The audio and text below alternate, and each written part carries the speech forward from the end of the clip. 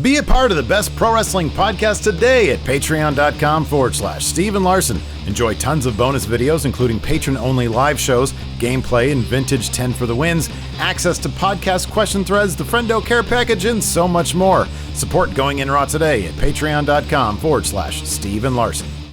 Boys and girls, this is the Undisputed Era. Adam Cole, Kyle O'Reilly. Hello, Steve. Hello, Larson. It's me, Dexter Loomis, NXT Superstar. So here's my shout out to the Going In Raw podcast. Clever name. Hey, friendo, Steve here. And Larson. And welcome back to Going In Raw, the only pro wrestling podcast you need to be listening to. But if you want to listen to the rest of it, you got to wait next week, Larson, for the other Super Tuesday NXT stream. You can get our thoughts about all that stuff then. How about that? How great of a deal is that for you? Doesn't seem like a very good deal. I want to know what my thoughts are right now. I want to know what happened right I'll now. have to wait. Much like NXT, I want to know now who's going to be the new champion. Of course, already we've noticed this on Twitter.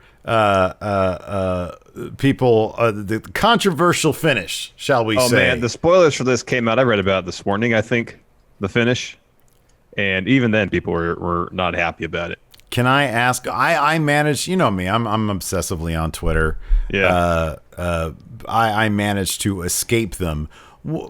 How do you come across them in this particular case? I follow exclusively reputable pro wrestling news sources on my Twitter, and I don't remember exactly which news source had it, but it was there. There were people talking about it. They just had conversations. They just it was a news story, and of course it said spoiler alert. Spoiler for. So it just finish. didn't. It just wasn't on your timeline as like the spoiler wasn't just on your timeline. No, it was a news story. Okay. And I usually don't care about spoilers, so I was like, oh, okay, what's going to happen? So I clicked it, I read it, and it's like, all right, well, people might be upset about that. So that's kind of the difference between you and I, is that my personal account is the one that I mainly go to in the morning because that's the variety of stuff that I'm into. Comic books. Same. Well, same. Yeah. A smattering of politics, but I've dialed that down a little bit just for my own headspace. And then honestly, like most of the wrestling stuff, I just follow on the Going In Raw account, and I don't go on that account all that often. I'll be honest. Half the time we're about to do a news brief, that's when wrestling news breaks for me. Every once in a while, I'll go to like maybe a Wrestle Votes or something like that. Mm-hmm. Or I'll see like Roverts. I'll check out his Twitter feed. Or what Fightful has. Yeah, or what Fight. I mean, we get those emails. But yeah. I think that's how I'm not. My personal account is not really immersed in the internet wrestling community. Yeah, mine's not like fully immersed. I follow Fightful and a couple other resources, a few others, but it's not like all pro wrestling. There's a handful of wrestling. That being said, had I known the spoiler, knowing that I was going to sit there for an hour for a non-outcome. So the match itself was actually... there was an outcome. It just wasn't the outcome you wanted. Well, yeah. I mean, obviously there was an outcome. The episode finished. They had to do something. But there was no new NXT champion was my point. No, you had to wait till last week to get that. In theory. So the match itself I thought was really good. And I'm really glad that I didn't spoil it for myself, because it really would have killed the match for him, because I knew I'd be sitting there knowing that there would be no champion in the end. So I'm fine that I took that journey, and I'll be honest with you, I'm kind of exaggerating my emotions towards this match. Whatever, they're going to push it to next week. We're going to get a killer match between Adam Cole and Finn Balor. Yeah, Finn Balor's totally going to win that title. Yeah.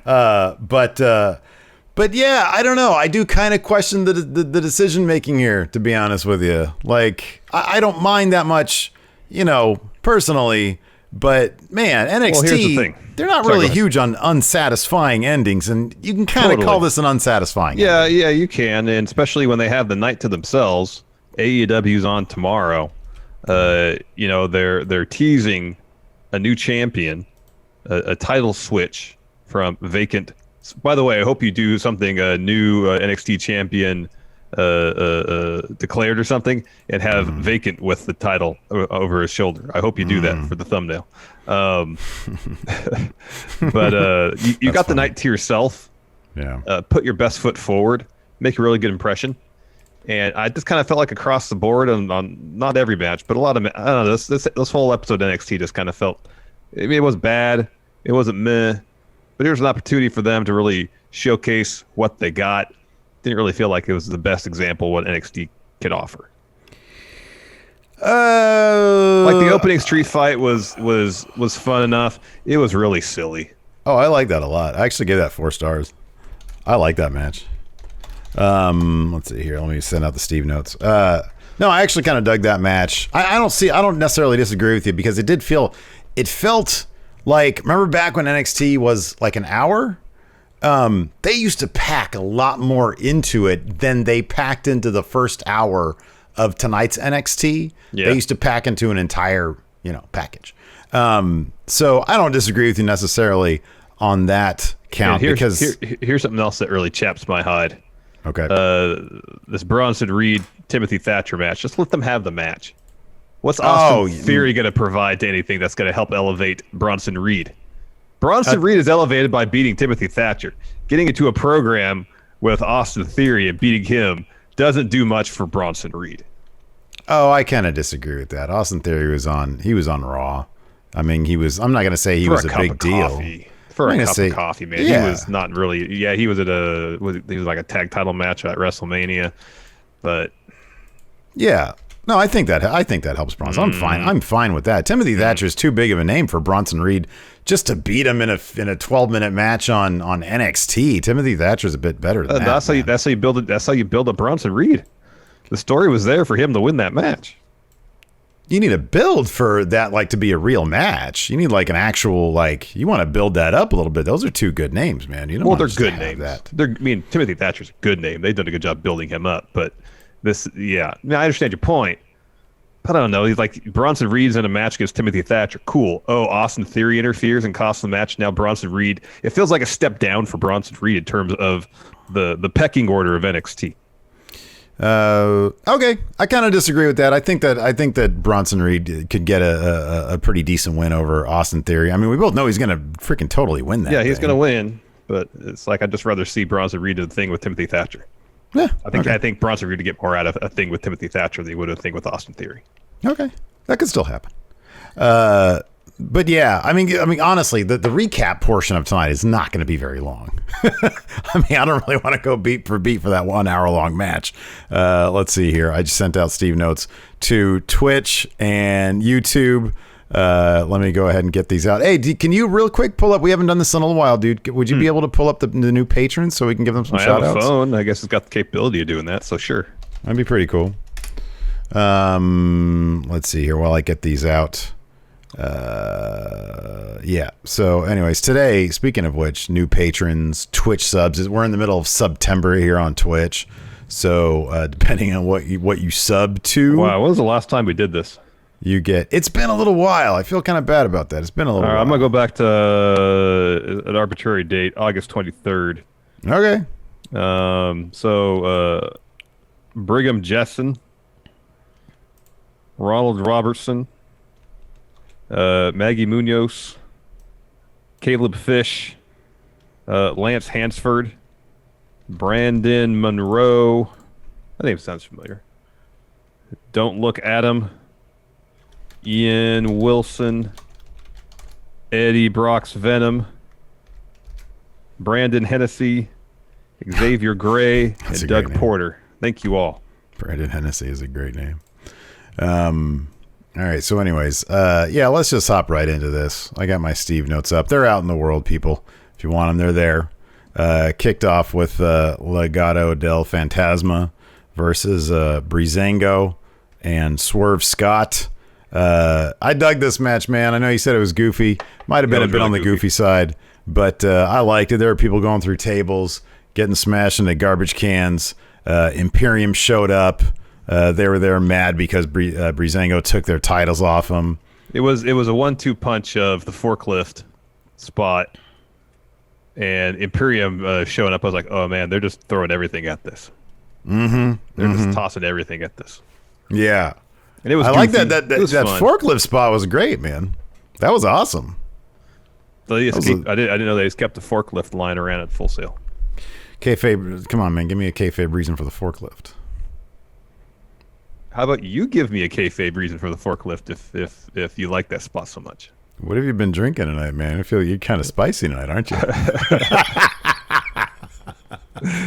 You know why they had the forklift there? The forklift there is for those giant NXT letters they had just sitting around. They got to move them around and clean stuff. There you go. Motivated it. Now it's your turn. Come on, give me one. Why do I have to give you any? I'm just throwing it to you, man. I was the one that said I thought they looked at the forklift bit was out of place. Boo! I want to hear your forklift kayfabe story. What are you, a ham and egger? Come on now. That used to be Otis's means of that's Otis's means of transportation. Going back to the origins, the original roots of heavy machinery, they were construction enthusiasts. Yeah. And so he's been driving that to the Performance Center when they were doing shows there. However, now that they're not doing shows there, he can't get the forklift into the parking structure at the Amway Center. Therefore, he has to either take a lift or ride with Tucky.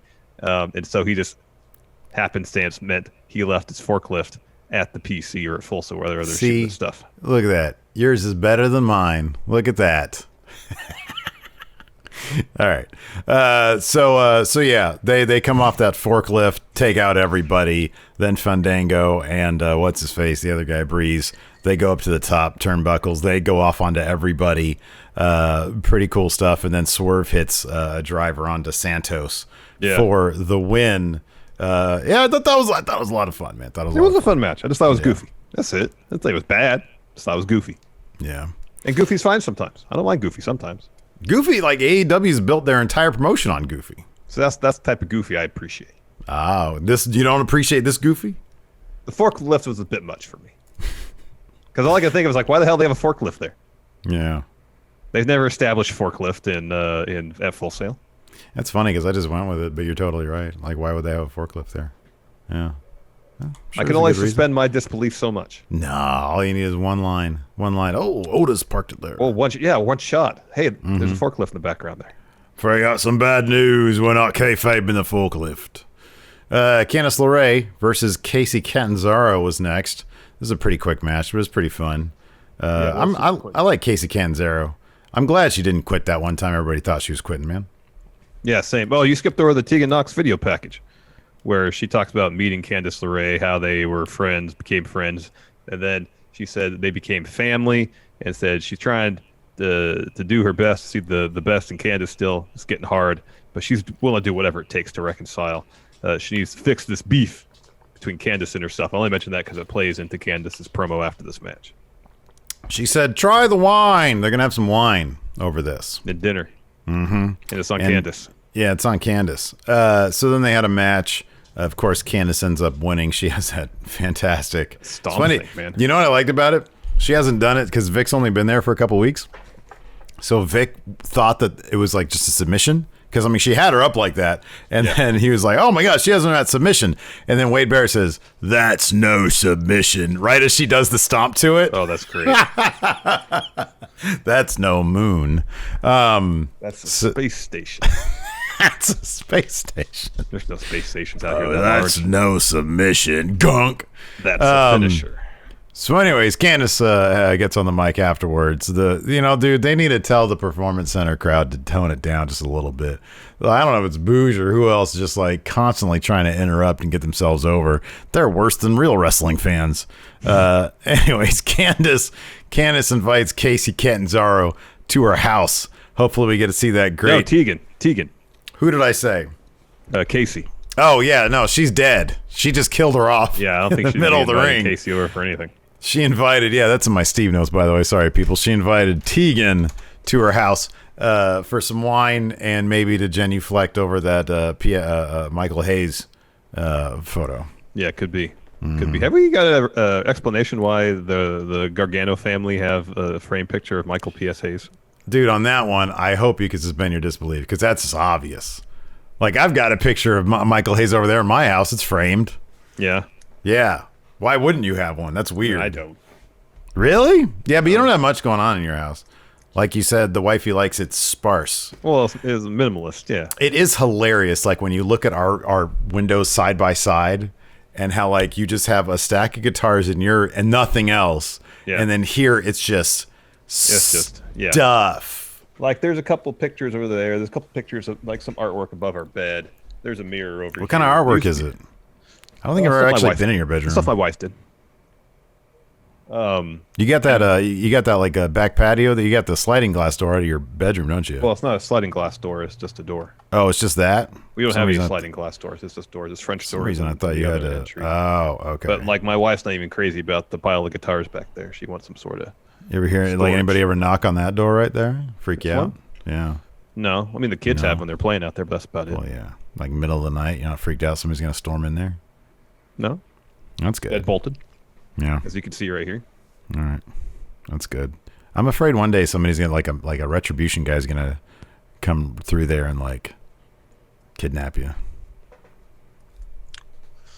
After that, Rhea Ripley cuts a pro wrestling promo on Mercedes Martinez. This is very pro wrestling. This and Martinez's response was so pro wrestling. Anyways, Rhea wants Mercedes in a steel cage. After that, we had Thick Boy, the colossal Bronson Reed versus Thatch Can, Timothy Thatcher. Thatcher, obviously, to kick things off, had a really hard time with Bronson Reed's power with his strength game. And in fact, he even dropped a senton on him, and they said, oh, that had to hurt Thatcher's ribs right there. I love Wade Barrett. Let's see here. Anyways, at one point, the tide seems to turn a little bit on the match, which allowed Timothy Thatcher to go after Bronson Reed's busted elbow. They take it to the... Ooh, close that down. My goodness. They take it to the outside. Thatcher gets back in, but while the ref is distracted, Austin Theory comes flying out. Larson's favorite, Austin Theory. Huge name, comes flying in out of nowhere. Bulldogs Bronson Reed on the outside. Bronson Reed gets back inside. Timothy Thatcher takes advantage, grabs his arm, cranks it. Bronson Reed taps out. Did somebody actually kidnap Larson? Was there like a knock at his door and then he's just kidnapped? Like, how long do I sit here and wait for him to come back until I have to call the cops or something? That can't be good. What if he comes back covered in blood? Yee. Oh, I think I hear something. What if like a masked man shows up? Oh, thank God it's him. Whew, that was a close one. I thought you might have been murdered or something. God. Hold on, and then you hear clack, clack, clack. I'm like, Retribution came in, huh? Do they have guns? No, you would have heard a lot of celebrating and revelry if Retribution was coming. Exactly.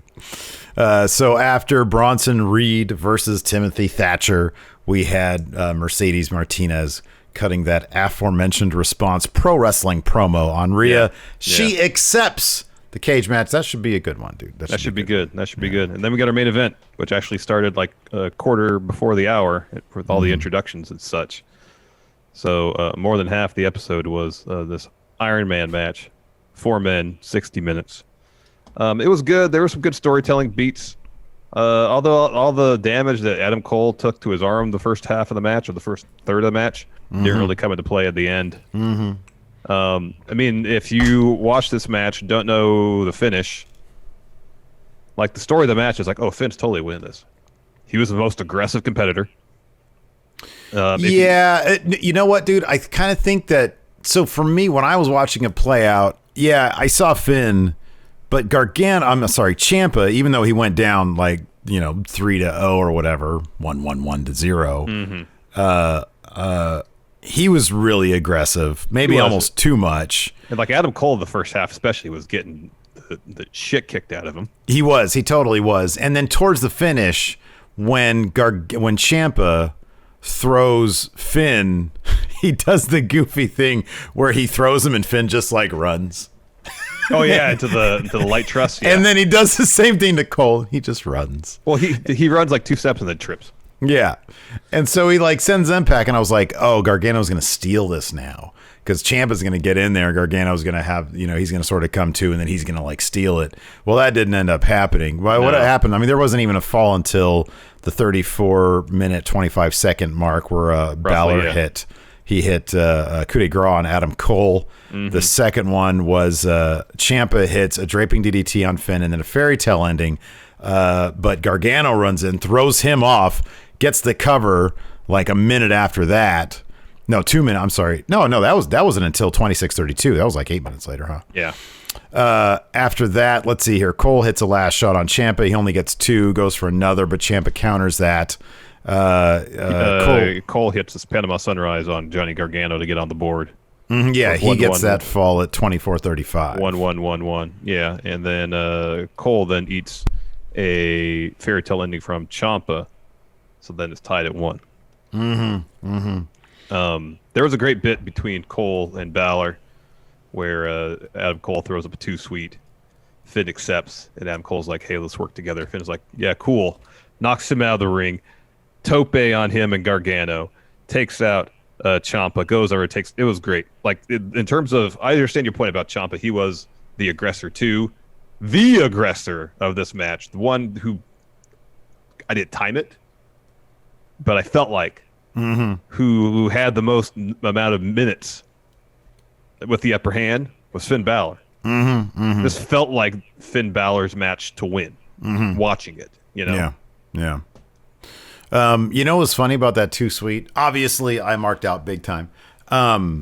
But because you have 2 new people at commentary, and I think Beth would always just let Morrow take care of like the that kind of stuff. Yeah. Morrow totally would have been like, oh, a sign of their time together in a certain faction in Japan. Ooh. He wasn't there to do that. And I think Wade Barrett and Vic Joseph are too new to make that reference. Oh, am I supposed to talk about that? I don't know. They were silent when they did the 2-sweet. Commentary didn't say a word. Yeah. When that 2-sweet went down, I was like, oh, I don't want to lose my job. I'm still negotiating. Anyways, the finish, let's see here. So Ciampa and Gargano are sort of up on the top.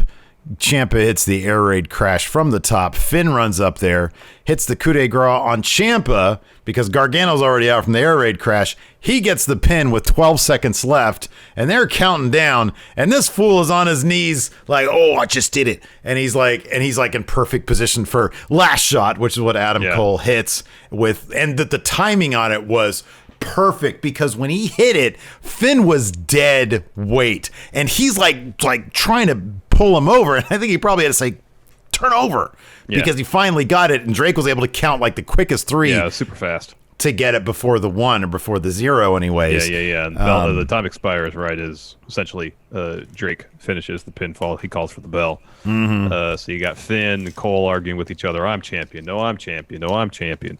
And then Regal comes down and he says, this is what we're going to do next week. 1-on-1 match, 1 fall, the finish. Winner will be NXT champion. Yeah. So that happens next week on next Super Tuesday. Yeah, Super Tuesday 2 is what he calls it. Super Tuesday 2. The much anticipated sequel. Tuesday. The Superest Tuesday. Superest. Tuesday. I mean, it was a fun match and all. For me, Tuesday. For me, it's like knowing how what the finish was. I still want to know how they got there. So there's still drama involved in terms of how they got there. In fact, knowing the finish, the drama is like every story beat and all the drama is building towards that moment. So it's not, hey, who's going to win? It's how are they going to execute this finish to postpone having a real finish this match until next week. Yeah. It's not a satisfying type of drama. It's more just process. Yeah. But it was fun. It was a fun match. No, I really enjoyed the match. I don't even know what I gave. I give that thing. I mean, those guys worked their asses off. They did. For everybody who has Steve notes up, if you're curious, I got this at 4.5 stars. How's that? Wow. Yeah. That was a terrific match. It was good. It was really good. All right, let's answer some questions. That's got to be exhausting being in that ring for an hour. I mean, with 3 other people in there, you can roll out of the ring and get a breather here and there, but still. It's got to be killer, dude. It's got to be killer. Exhausting. Hopefully they're all making that Sting money in NXT. Not that ham and egger money. No. Only enough to eat your ham and eggs. Oh, man. Not everybody can make Sting money, dude. Oh, very few can make Sting money. That's why they call it Sting money. If it was commonplace, it would just be called money. Yeah, man.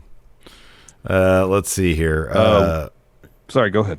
I'll start off with Dirty Rich. He's got two questions. They're both actually, one of them's better than the other. Rich says, Larson, would you rather have Adam Cole's hair or Ciampa's beard? This is kind of an easy one, isn't it? Yeah, it's Adam Cole's hair. I could grow Ciampa's beard. You can have that beard. Yeah, I could have that beard if I just wanted to grow it out that long. I just don't like it that long.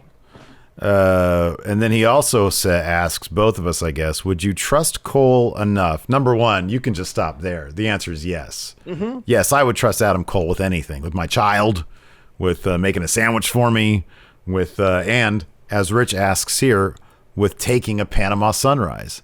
Yeah, absolutely. I wouldn't be anxious about it, but I'd trust him. Oh, I wouldn't be anxious about it. It'd be like landing on pillows. It'd be fun. It'd be rad. Trust him completely. Does he have another question? No, you're good. All right. White Brownie says Cole versus Balor will open NXT next week. Is that a prediction or is that announced? I don't. So no, hold on a second. There was actually, there was a WrestleVotes thing about this. Oh, about the other options they had? So apparently the two options were what we got tonight, with the idea that, yes, next week would start with sudden death overtime, which I imagine is the cage match next week at Super Tuesday. Okay, so that's probably going to finish up so they can put the cage up. The other finish was going to be, that was discussed, Pat McAfee would cost Adam Cole the match and Finn would win the title. So I think didn't they specify that it was Finn was going to win it? No, they didn't specify anybody. They didn't specify that, so it was just going to cost Adam Cole. Okay. Yes. All right. Maybe they were like, hey, we can do it both ways. We can have the sudden death, and then next week we can have Pat McAfee costing Adam Cole the match. When we could do both. Mm-hmm. Thomas Dunnigan, would you agree or disagree that Iron Man matches should only be 60 minutes? I was never a fan of the 30-minute ones. No, yeah, I'm fine. I prefer 60-minute ones. I prefer it. I don't think it's necessary, though. I like the idea of how many falls can you get in a certain amount of time. I think that's a cool concept. So I'm fine. Have they ever done this? I don't know, so I'm asking. Have they ever done a situation where instead of you have this time limit, whoever has most falls after that time limit wins? Have they ever done something like first to 3? Whoever gets 3 pinfalls first wins. Well, they've done best 2 out of first. Okay, I see what you're saying. Yeah. I don't know. So first 2. Limit. Okay, first 2, 3. Okay, I've never heard of that before. I've never heard that either. Yeah. Wolverine. Which wrestler should come out with a biography novel this year? With a biographic novel.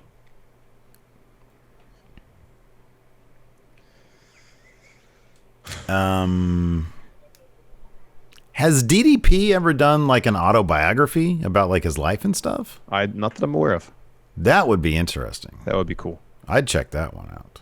But novel, if it's already out there, it'd be a fictional story. What's that? Is it a biography novel? Oh, Wolverine asks. It's a biographic novel. So a fictional story. It's DDP kayfabe in it. All right, very well. It's all about the insiders. About Life and times of the insiders. Yeah, they were like detectives once. They were private eyes. It's like Psych, but gritty. But also not, because it's DDP and Kevin Nash.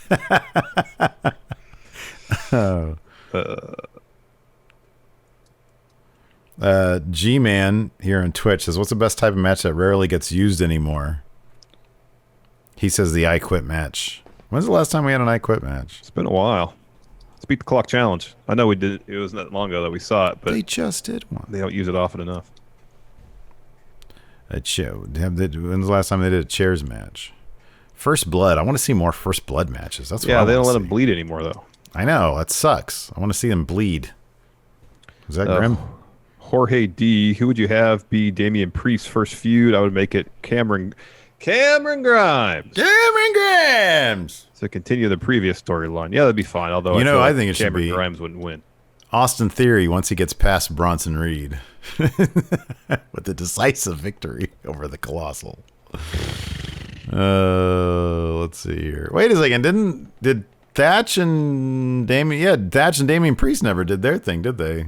He just Damian Priest just had his comeback of having a large dong and walked away. Okay. Well, that's what you read into it. Yeah, Rand Wildman. What's the kayfabe reason why Cole and Finn would argue over who wins, knowing they are both tied at 2 falls? Well, I guess Finn can make the point of your fall came after the time ended. Yours shouldn't count. Okay, so if anybody has a case, it's that one. It's that one. But Cole trying to argue that he should be champion, what possible reason would he have for that? There was 12 seconds left on the clock when Finn Balor clearly got the 3 count. Maybe he thought it was a second to 2 falls match. Maybe it was first to 3 falls, yeah. Second to 2 falls match. Here's a good point MJ Halloran did. NXT missed an opportunity by having someone score 2 points with 1 pin. Yeah, that'd been great.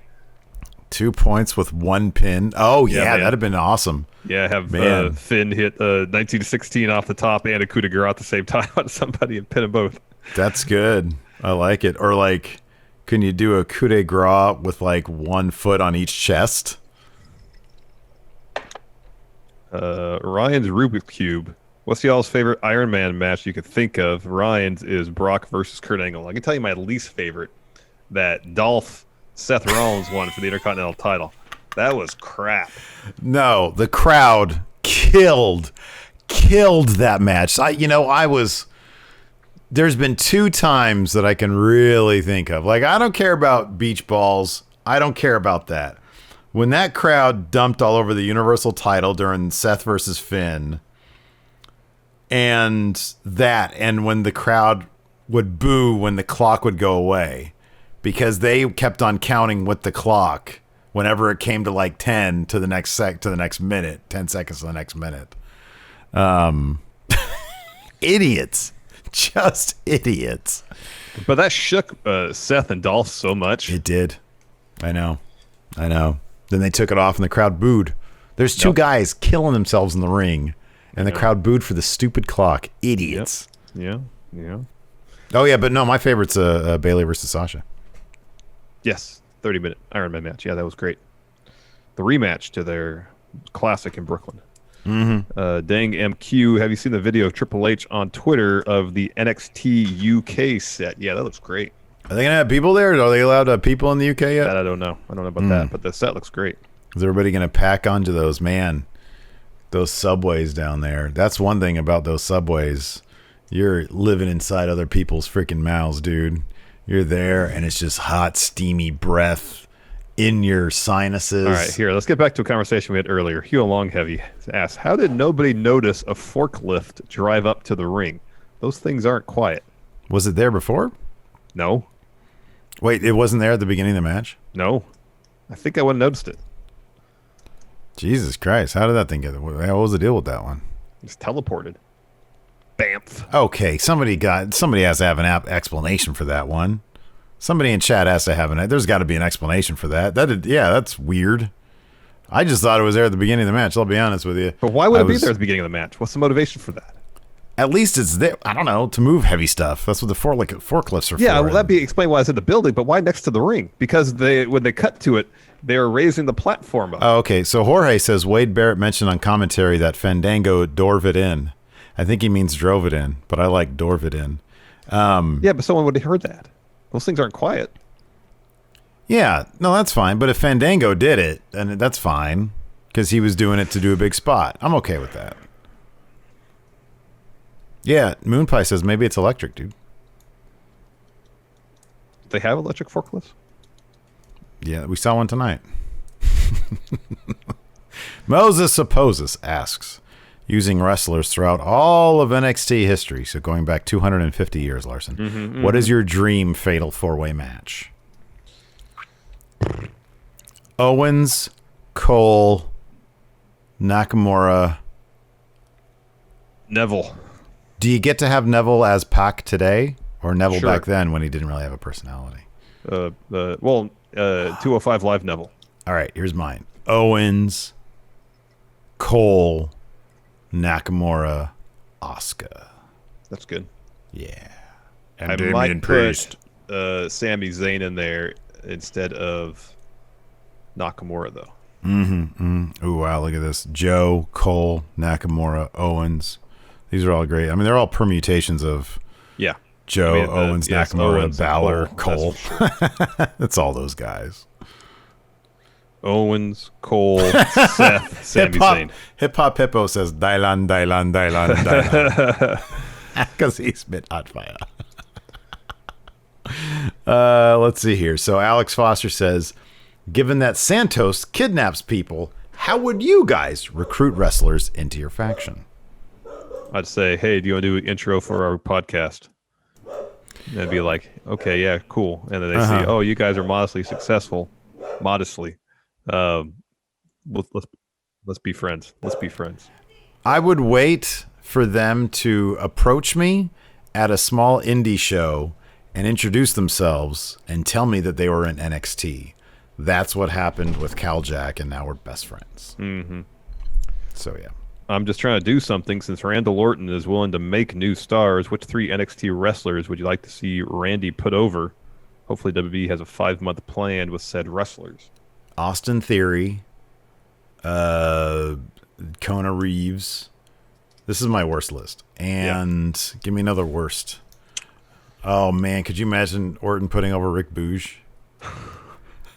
No. No, I couldn't either. All right. Who would you want to see him put over? For real? Ciampa's got to be one of them. Ciampa, Bronson Reed. Oh, wow. Yeah. And Damian Priest. Wow. Really? Interesting. Shane's birthday tweet. If Adam Cole made a sandwich, what type would it be? You mentioned earlier you trust Adam Cole to make you a sandwich. What type of sandwich? What sandwich ingredients would constitute Panama Sunrise the sandwich? Or Panama City Sunrise the sandwich? Well, Panama Sunrise is different than Panama City Sunrise because Panama City's in Florida. Panama is its own country. He's from Panama City, so I'm guessing it'd be Panama City. So it'd probably be like, I don't know, like something from Applebee's. I don't know. I've never been to Panama City. I know spring break happens there. Yeah. Or did. Yeah. I don't know. Oh, that's a. I'm just trying to do something. Says my wrestling initiation would be the shoulder lean. I'd go up to somebody and go, "Hey, Kyle O'Reilly, do you mind if I breathe on you? Oh my goodness, you're in my faction. It's my COVID faction." I don't know if the Gulf Coast of Florida has any particular culinary delights that I'm not aware of. Something that's regional, I don't know. Never been there. Florida's really weird. It's really this. It's a Wawa sandwich. Those are supposed to be really good. Okay, sure. That sounds good. Let's see. Oh, yeah. Hey, Dang MQ says there are actually 2 Panama cities. One's in Florida and one's in actual Panama. Oh, that's right. Yeah. Are we sure Adam Cole's not from Panama City, Panama? I'm pretty sure he's from Panama City, Florida. Have you ever met the guy? I've met the guy. He looked like he could have been from Panama City, Panama, to be honest with you. I have on the ground journalistic integrity on this one, man. He just leaned on Kyle O'Reilly's shoulder. And I went, Build from Panama City, Florida.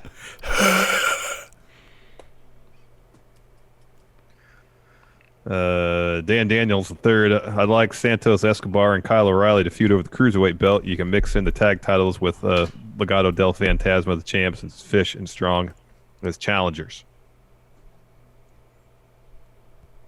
You know what? I can't stream that Impact co-stream again because it's only available to subscribers. So I'd be like violating that. I'd be like opening that up to free for anybody who wanted to watch over here. Mm-hmm. Can't do that. Sorry, everybody. Losers. Loser. Matthew Shipman. Have Iron Man matches become too predictable of a match type to be engaging to you guys? The tied until the last second and then frequently going into overtime thing has put cold water on it for me. That's not a bad point, but they always build the finish really in a really fun way. So, no, I'm cool with it. And they rarely do Iron Man matches anyway. Yeah, they don't do it very often. Mm-hmm. Mr. Sinister reminds us Larson's actually from the Dominican Republic. That's true. Fair enough. K-Dot had this idea during the main event, a Fatal 4-Way match in which the winner is whoever pins all 3 of their opponents first. That's a good idea. Good. That's a really good idea. I'm surprised they should have done this. Or the second to 2. There you go, second to 2. They should have done an elimination a Fatal 4-Way match tonight. How do you get to second to 2? Because wouldn't one guy never just try not to, like, how do you even do that? Like the first guy to 2 wouldn't go to 2. He wouldn't get 2. He wouldn't want to do 2. He'd be like, oh, I'm not going to pin this guy. I'd be first. Well, I mean, if you get kicked in the head enough times, you got no choice in the matter. If you've been kicked. Yeah, you'd have to beat up 2 guys, drag one guy over to be the first to 2. Second to 2. You want to be the second to 2. Yeah, exactly. Yeah, so you'd have to like kick someone in the head and make them and like put them on someone to cover. Put them on somebody else to cover. Yes. That's a great idea. We should try that in 2K19 one time. Second to 2. Well, the game doesn't work. Yeah, it doesn't work like that. Maybe Battlegrounds. Night by night, do you guys think Swerve and Escobar have a realistic chance of using the Cruiserweight title as a stepping stone to better things? There doesn't seem to be much precedent these days for guys that get the Cruiserweight title to elevate themselves beyond that point. They're already doing better things than it was doing before. Yeah. Who had it before? It was vacated because Jordan Devlin. Oh, gross. Let's see here. Dr. Steve Winters on the Discord, leader of Discord, says, no question tonight, celebrating getting a new job. Oh, congratulations. I really wish instead of new, it said hand. Brian Luckman said, not an NXT-related question either, but what advice would you give to someone whose college roommate rags on them for watching wrestling and who also is a total asshole? You say, listen up. Fuck you. Yeah. You record them doing something bad and then like broadcast it on a YouTube channel. Oh, gosh. Slit their throat. Wow. Cyfixia. They do have electric forklifts, but they still make a noise when moving. Brian, do this. Just tell us the guy's name, and then we will give him a fuck you here on. We'll motherfuck him here on camera. Okay. Wow. Is his name Alex Foster, or is that just one of the friendos here? He says, I got to stop leaving forklifts lying around. Let's see here. No. Does this mean we're going to get Broke Lesnar says, does this mean we're going to get Gargano Ciampa feud again? I kind of doubt it. Yeah, I doubt it. Let's see here. Okay, that's all I got. Okay. Oh, actually, wait, one last thing. Maggle says, I'm celebrating getting a hand job. Good job, Maggle. Thanks for watching, everybody. We appreciate it. Till next time, we'll talk to you later. Goodbye. Oh, it's definitely congratulations. Be a part of the best pro wrestling podcast today at patreon.com/Steve and Larson. Enjoy tons of bonus videos, including patron-only live shows, gameplay, and vintage 10 for the wins, access to podcast question threads, the Friendo Care Package, and so much more. Support Going In Raw today at patreon.com/Steve and Larson.